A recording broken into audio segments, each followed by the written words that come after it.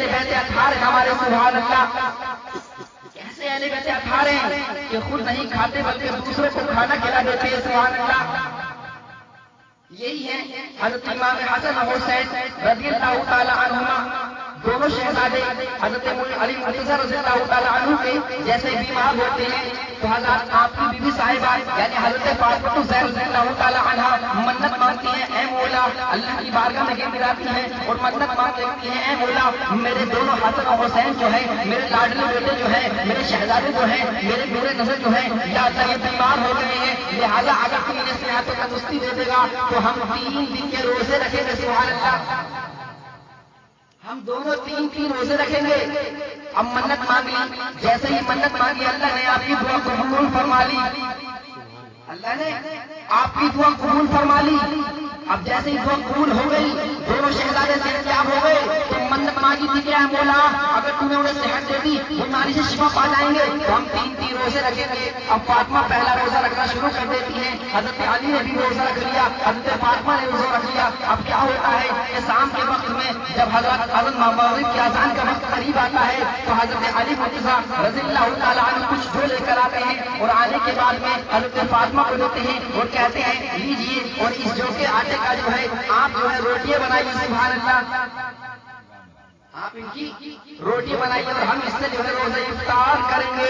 لیکن اہل بیت اطہار کا مرتبہ دیکھیے، وقار دیکھیے، کریکٹر دیکھیے، کردار دیکھیے کہ حضرات دوسروں کو کھلاتے ہیں، کیسے کھلا رہے ہیں کہ حضرات جیسے ہی آپ کے روزے کا وقت قریب آتا ہے یعنی افطار کا وقت قریب آتا ہے تو کیا ہوتا ہے کہ روٹیاں بنی دسترخوان پر رکھی ہوتی ہیں، آپ دونوں بیٹھے ہوتے ہیں، شہزادے بھی بیٹھے ہوتے ہیں. اچانک دروازے پر آواز آتی ہے کیا کوئی ہے جو اللہ کے نام پہ ہمیں روٹیاں کھلائے گا؟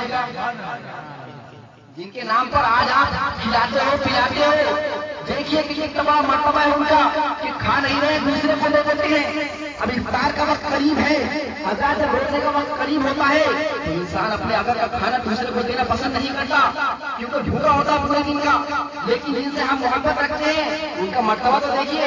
یہی اہل بیت اطہار ہے، جیسے آواز آتی ہے کہ کوئی ہے جو مجھے کھانا کھلائے گا. علی مرتضیٰ پوچھتے ہیں کون آیا ہے دروازے پر؟ تو آواز آتی ہے آپ کے دروازے پر ایک مسکین آیا ہے، کیا اللہ کے نام پر آپ کھانا کھلائیں گے؟ علی مرتضیٰ روٹی کو اٹھانے کے بعد اس مسکین کو دے دیتے ہیں. لیکن ابھی بات پوری نہیں ہوتی ہے کیونکہ 3 روزوں کی بات ہوئی تھی.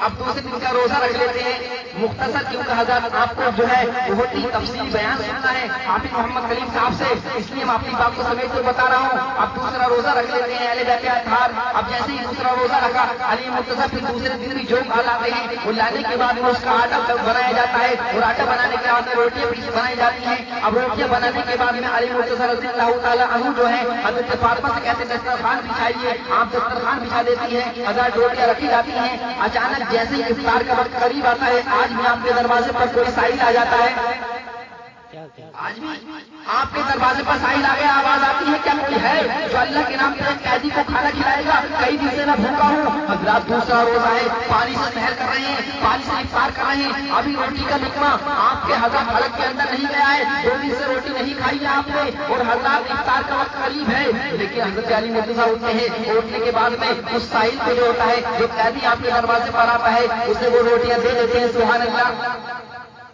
اب دونوں روزے پورے ہو رہے ہیں لیکن ایک روزہ اور باقی رہ گیا کیونکہ 3 روزوں کی منت مانگی تھی.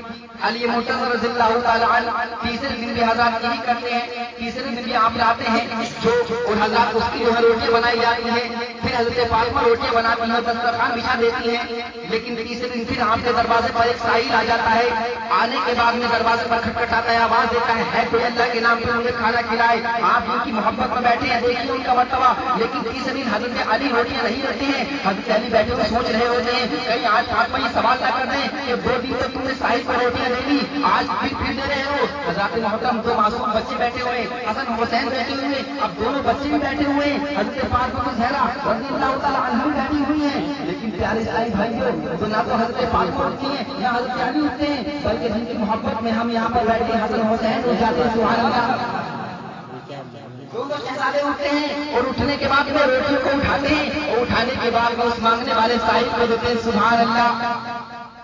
तीनों रोजे पूरे हो जाते हैं, लेकिन फातिमा रज़ी अल्लाह ताला अन्हा कुछ कमजोर हो जाती है, चेहरा जर्द हो जाता है।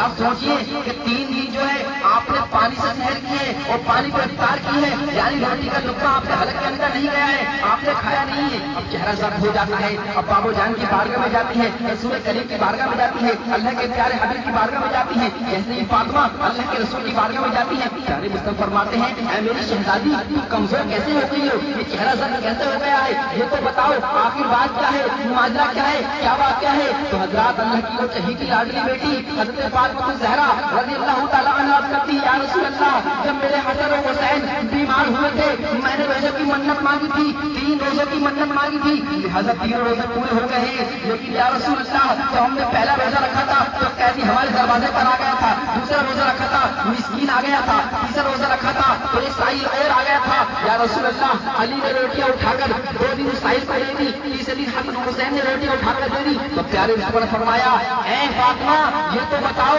जो साहिल तुम्हारे दरवाजे पर आया था, क्या तुम उसे जानती थी? क्या तुम उसे जानती थी? फरमाती है, या रसूल अल्लाह, नहीं, मैं नहीं जानती थी। तो आप फरमाते हैं, रोटियां क्यों दी? फिर रोटियां क्यों दी? जब तुम जानती नहीं थी तो आखिर रोटियां क्यों दी? तो हजरत फातिमा कहती है, या रसूल अल्लाह, हजरत अली ने दी थी।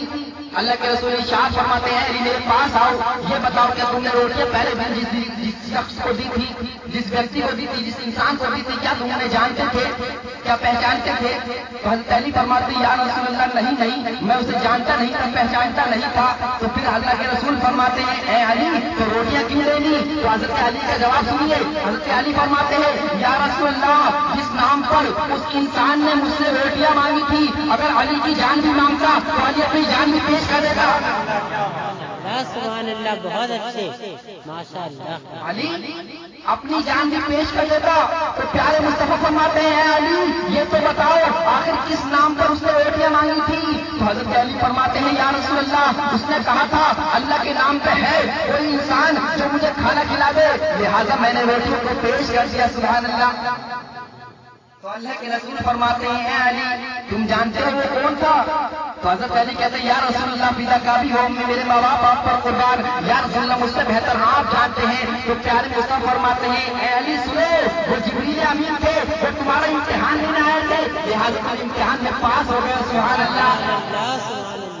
अल्लाह तबारक व तआला ने इरशाद फरमाया, ऐ जिब्रील जाओ, आज हमारे शेर यानी शेर खुदा अली ने रोजा रखा है, लिहाजा आज जाओ और तुम देखो कि हमारा अली कितना सखी है। सुभान अल्लाह। ये अहले बैत अतहार थे जिनसे हम मोहब्बत का दावा करते हैं, लेकिन हजरत मोहब्बत करने का दावा यही होता है कि हम नमाजों की पाबंदी करें। सुभान अल्लाह। यही अली करमल्लाहु वजहु करीम है कि हजरत एक मर्तबा ऐसा वाकया होता है कि हजरत मौला अली करमल्लाहु वजहु करीम की एक तीर आकर जान में चुभ जाता। अल्लाहु अकबर।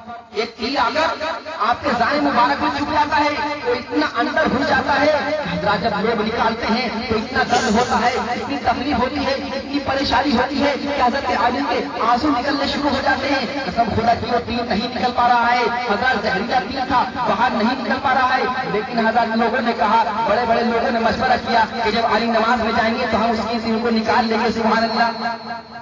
जब हम उस तीर को जब निकालेंगे अली नमाज में जाएंगे तो कहा, अरे तुम्हें मालूम नहीं कितना तकलीफ हो रही है अली को, वो तीर आगे नमाज में जाएंगे तो कैसे निकाल सकते हैं? तो हजरत लोगों ने कहा, तुम्हें मालूम नहीं जब हजरत अली नमाज में जाते हैं तो किसी दुनियादार का ख्याल नहीं होता, बल्कि आमना के लाल का ख्याल होता है। अब होता यही है कि जैसे ही मौला अली करमल्लाहु वजहु करीम नमाज में जाते हैं उस तीर को निकाल लिया जाता है और मौला अली को खबर भी नहीं होती। सुभान अल्लाह। ऐसे वक्त में भी नमाजों की पाबंदी किया करते थे, तो हमें चाहिए कि हम नमाजों की पाबंदी करें, क्योंकि हजरत वक्त की किल्लत है।